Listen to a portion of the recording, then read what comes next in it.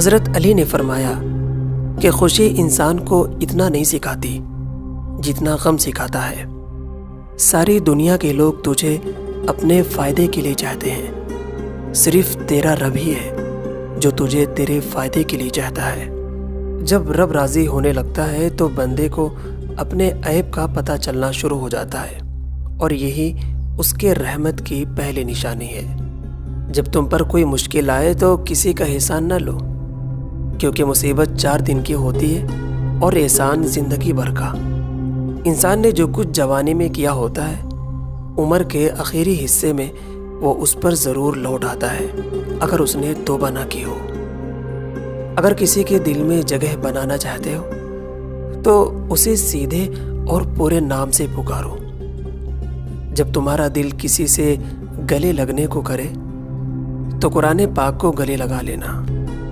تمہارا ایک رب ہے، پھر بھی تم اسے یاد نہیں کرتے، لیکن اس کے کتنے بندے ہیں، پھر بھی وہ تمہیں نہیں بھولتا۔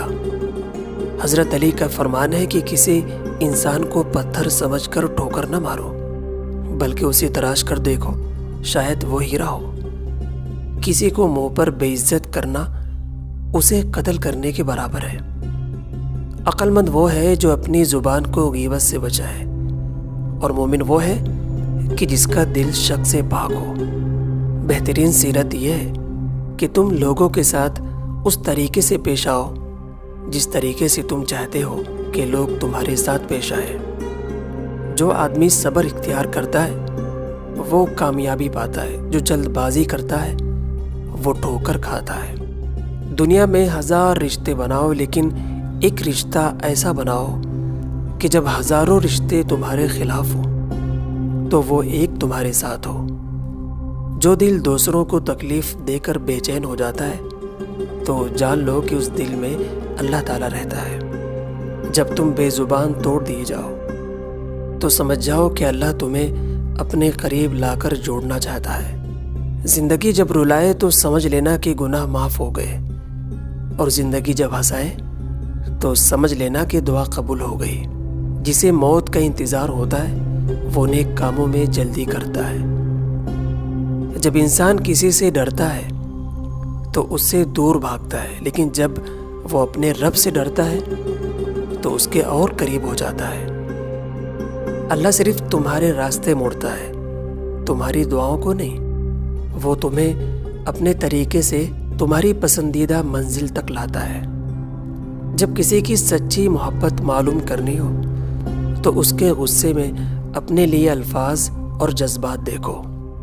نفرت گناہ سے کرو، گناہ کرنے والوں سے نہیں۔ شاید وہ تمہاری محبت میں آ کر گناہ کرنا چھوڑ دے۔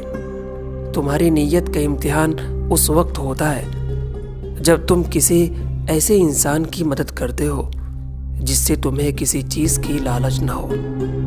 اپنے دن کا آغاز صدقہ دینے سے کرو، اس دن تمہاری کوئی دعا رد نہیں کی جائے گی۔ آنسو کا قطرہ دنیا کی ہر چیز سے زیادہ قیمتی ہے، لیکن کوئی اس کی قیمت اس وقت تک نہیں جان سکتا جب تک وہ اس کی اپنی آنکھ سے نہ نکلے۔ حضرت علی نے فرمایا کہ جب میری دعا قبول ہوتی تو میں خوش ہوتا کہ اس میں میری رضا ہے، اور جب دعا قبول نہ ہوتی تو اور خوش ہوتا کہ اس میں میرے رب کی رضا ہے۔